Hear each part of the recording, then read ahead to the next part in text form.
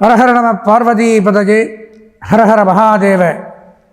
தென்னாருடைய சிவனை போற்றி, எந்நாட்டவர்க்கும் இறைவா போற்றி.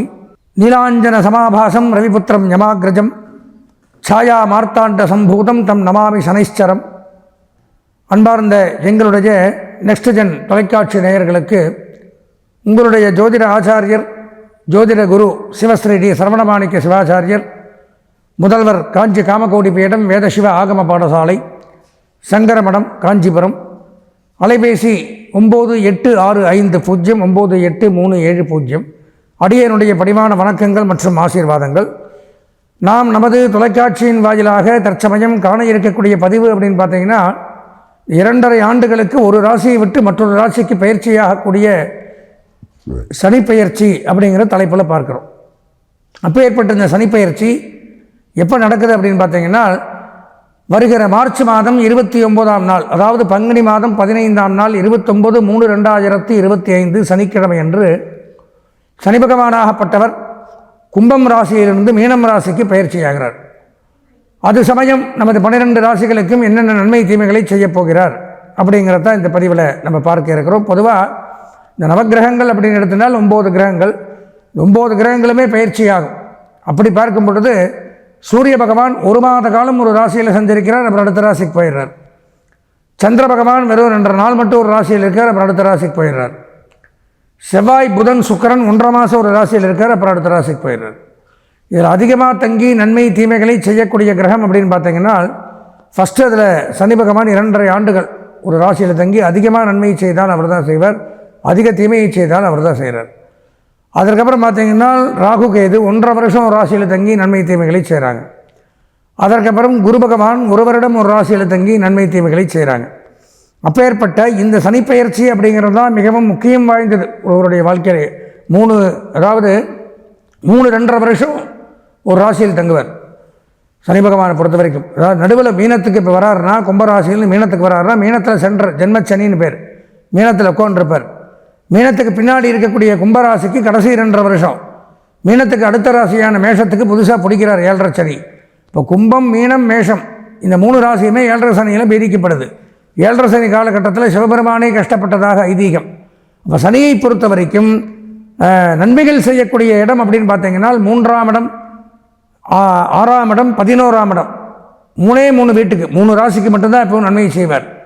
மீதி இருக்கக்கூடிய ராசிகள் அப்படின்னு எடுத்துட்டோம்னால் கெடுதல்களை மட்டுமே செய்வார். அதனால் அந்த ராசிக்காரர்கள் சொந்த ஜாதகத்தை பார்த்தரணும், பரிகாரங்களை பண்ணிக்கணும், இப்படியெல்லாம் விவரங்கள் இருக்குது.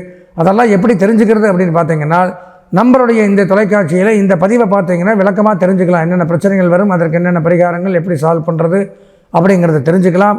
எனவே நமது நேயர்கள் நமது பதிவு முழுவதையும் முழுமையாக பார்த்து இந்த நிகழ்ச்சி தங்களை கவர்ந்திருந்தால் எங்களுடைய தொலைக்காட்சியை சப்ஸ்கிரைப் செய்து பெல் பட்டனை அழுத்தி இது போன்ற நல்ல நிகழ்ச்சிகளை தொடர்ந்து கண்டு கழிக்குமாறு கேட்டுக்கொண்டு, தொடர்ந்து நாம் 12 ராசிகளுக்கும் உண்டான பலாபலன்களை விரிவாக தெளிவாக பார்ப்போம். அன்பார்ந்த எங்களுடைய பூரட்டாதி, உத்திரட்டாதி, ரேவதி ஆகிய நட்சத்திரத்தில் பிறந்த மீனராசி நேயர்களுக்கு வருகின்ற 29/3/2025 அன்றைய தினம் சனி பகவானாகப்பட்டவர் கும்பம் ராசியிலிருந்து மீனராசியான உங்கள் ராசிக்கே வரார் பெயர்ச்சியாய். அதாவது மார்ச் 29 பங்குனி 15 சனிக்கிழமை அன்னைக்கு பெயர்ச்சியாகி மீனத்தில் வந்து உட்கார்றார். மீனத்தில் உட்காரும் பொழுது நம்ம தலைமையிலே வந்து உட்கார்ற மாதிரி ஜென்மச்சனின்னு பேர். ஜென்மச்சனி அப்படிங்கிறது படாத பாடு படுத்தும். நன்மைங்கிறதெல்லாம் சுத்தமாக ஒரு நகை கெல்லளவு கூட சொல்ல முடியாது. பலவிதமான துன்பங்கள்.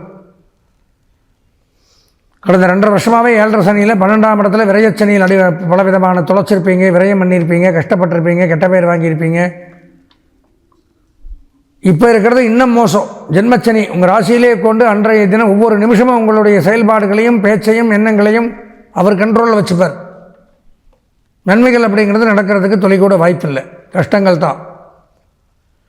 இப்போ என்னாகுதுன்னா, புத்திரன், பசுக்கள், சிநேகிதர்கள் இவற்றுக்கு நாசம். தன்னுடைய வாரிசுகள், வீட்டில் வளர்த்தக்கூடிய நாய், பன்னி, பூனை, பசுமாடுகள், கால்நடைகள் இழப்பு அப்படிங்கிறத கொடுக்குறார்.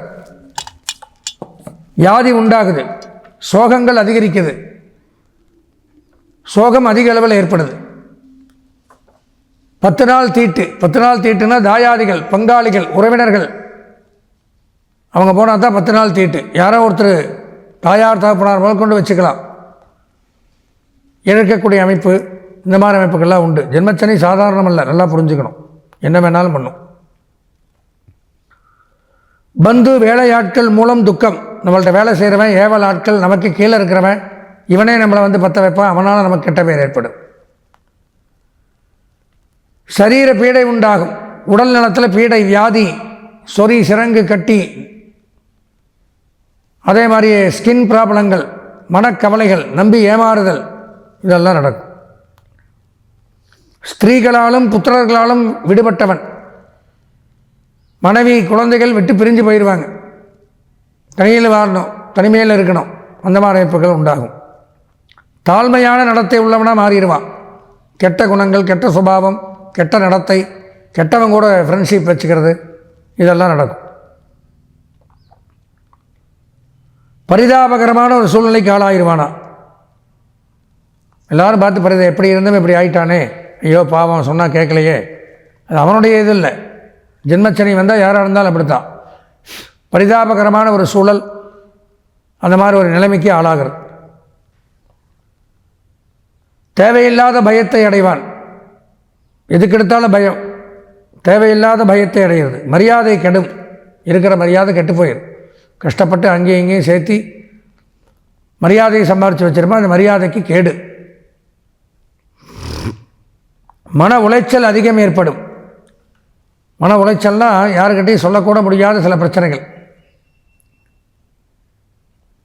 அகப்பட்டவனுக்கு அஷ்டமத்திர சனி, அதை விட மோசம் ஜென்மச்சனி. யாரோ சத செயலுக்கு இவர் தண்டனை அனுபவிக்கணும். யாரோ தப்பு பண்ணிடுவாங்க, இவங்கள மாட்டி விட்டுருவாங்க, இவங்க போய் அதை அனுபவிக்கணும். கோர்ட் கேஸ், நீதிமன்றம், சிறை பயம், இதெல்லாம் ஏற்படும்.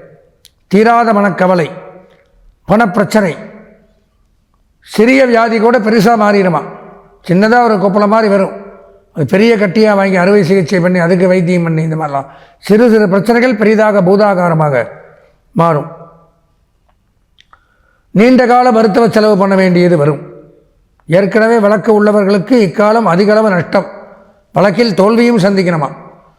ஏற்கனவே கோர்ட் கேஸ் நீதிமன்றத்தில் தான் போயின்னு இருந்ததுன்னா இந்த டைமில் இன்னும் அதில் செலவு அதிகம் பண்ணி அந்த வழக்கில் ஜெயிக்காமல் தோல்வி, சிறை பயம், ஜெயிலுக்கு போகிறதும் ஆகுமா. கண்டங்கள், தேவையில்லாத கண்டங்கள் உண்டாகும். திடீர் மரண பயம், வாகன விபத்துக்கள், வாகன பழுதுகள், வாகன செலவுகள், தண்ட செலவுகள், இதெல்லாம் கொடுப்பார். தேவையில்லாத செலவு. மனக்கவலைகளும் நோய்களும் ஏற்படும். கீழ்நிலையில் உள்ளவர்கள் கூட மதிக்காத ஒரு சூழ்நிலை, யாரும் நம்பாத ஒரு சூழ்நிலை, யாரும் எங்களை நம்ப மாட்டாங்க. இந்த மாதிரி பலவிதமான துன்பங்களையும் துயரங்களையும் கஷ்டங்களையும் சங்கடங்களையும் அனுபவிக்கக்கூடிய ஒரு கெட்ட நேரம் தான் சொல்ல முடியும். கல்வி பயிலக்கூடிய மாணவர்களுக்கு கஷ்டம், உத்தியோகம் வேலை வாய்ப்பவர்களுக்கு அதில் பிரச்சனை, திருமணம் ஆகாது, திருமணமானாலும் குழந்தை பாக்கியத்திற்கு தாமதம், குடும்ப பிரிவு, கணவன் மனைவிக்குள்ள கருத்து வேறுபாடுகள், சண்டை சச்சரவு, தேவையில்லாத உயிர் பயம், மனோபயம், பதட்டம், சங்கடம், அசிங்கம், அவமானம், கேவலம், கடன் தொல்லைகள், இந்த மாதிரி என்னென்ன இருக்கோ அத்தனை பிரச்சனைகளையுமே வாரி வழங்கக்கூடிய ஒரு நேரம் சனி பகவான். உங்களுக்கு தான் அதிகம். இந்த சனி பயிற்சியில் பிரச்சனைகள் அதிகமாக இருக்கக்கூடிய ஒரு ராசி அப்படின்னு பார்த்தோம்னா கண்டிப்பாக மீனராசி தான். ஏன்னு பார்த்தோம்னா ஜென்மச்சனி ஒன்றுமே பண்ண முடியாது. உங்கள் ராசியில் தான் வந்து உட்கார்றார், தலைமையில் உட்கார்றார் சனி. இப்போ என்னென்ன பண்ணமோ டெய்லி அமுக்குவார். என்னென்ன பண்ண முடியுமோ அத்தனை கஷ்டங்களும் நமக்கு ஏற்படும். தேவையில்லாத பிரச்சனைகளை சந்திக்கக்கூடிய அமைப்பு அப்படிங்கிறது உண்டாகுது. எனவே மீனராசி நேயர்கள் அவசியம் கண்டிப்பாக பார்த்தே ஆகணும். உங்களுடைய சொந்த ஜாதகத்தை இந்த பதிவை பார்த்தோன்னே இதில் எங்கள் நம்பர் வரும் 9865098370. இந்த எண்ணிற்கு தாராளமாக தொடர்பு கொண்டு உங்களுடைய சொந்த ஜாதகத்தை பார்த்து இந்த சனிப்பெயர்ச்சி மூலம் எப்படி வெளியில் வரலாம், இந்த பிரச்சனையிலிருந்து விடுபடலாம், சொந்த ஜாதகத்தில் சனி எங்கே இருக்குது, என்ன தசாபுத்தி நடக்குது, இப்படியெல்லாம் பார்த்து அதிலிருந்து நீங்கள் விடுபட்டு சொந்த ஜாதகத்தை பார்த்து தெரிந்து இறைவனுடைய ஆசீர்வாதத்தில் பலவிதமான நன்மைகளை அடைய வேண்டும் என்று இறைவனை பிரார்த்தனை செய்து இந்த சனிப்பெயர்ச்சி தங்களுக்கு சாதகமாக இருக்கணும் அப்படின்னு ஆசீர்வாதம் பண்ணி விடைபெறுகிறேன். நன்றி, வணக்கம்.